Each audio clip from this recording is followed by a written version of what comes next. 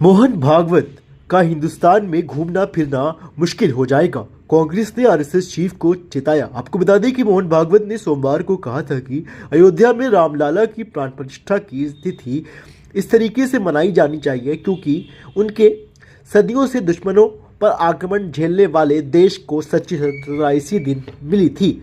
इस बीच आपको बता दें कि कांग्रेस अध्यक्ष मल्लिकार्जुन खड़गे ने आरएसएस यानी तरीके से आरएसएस के प्रमुख मोहन भागवत की सच्ची स्वतंत्रता वाले बयान की निंदा करते हुए बुधवार को कहा कि यदि वह इस तरह का बयान देते रहे तो देश में उनका घूमना फिरना मुश्किल हो जाएगा। इससे पहले भी आरएसएस चीफ के बयान पर कांग्रेस सांसद राहुल गांधी ने भी आपत्ति जता चुके हैं।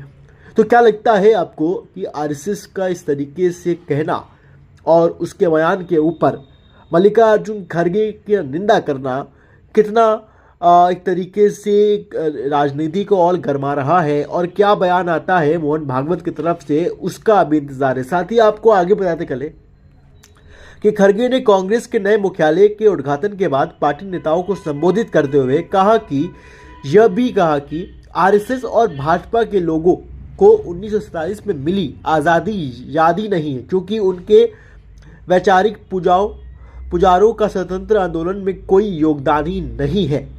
उसके बाद उन्होंने कहा कि भागवत ने सोमवार को कहा था कि अयोध्या में रामलला की प्राण प्रतिष्ठा की तिथि को एक तरीके से अनोखी तरीके से मनानी जानी चाहिए क्योंकि देश को सच्ची स्वतंत्रता इसी दिन मिली थी। खड़गे ने भागवत पर निशाना साधते हुए कहा कि यह शर्म बात है कि आज़ादी मिलने के बाद भी इसे स्वीकार नहीं कर रहे हैं। उन्होंने आरएसएस और भाजपा के उल्लेख करते हुए आज़ादी के लिए वो कभी लड़े नहीं, कभी जेल नहीं गए, इसलिए उन्हें आज़ादी के बारे में कुछ याद नहीं। हमारे लोग लड़े थे, जान भी गंवाई थी, इसलिए हमें आज़ादी को याद करते हैं। ये पूरा बयान चल रहा है।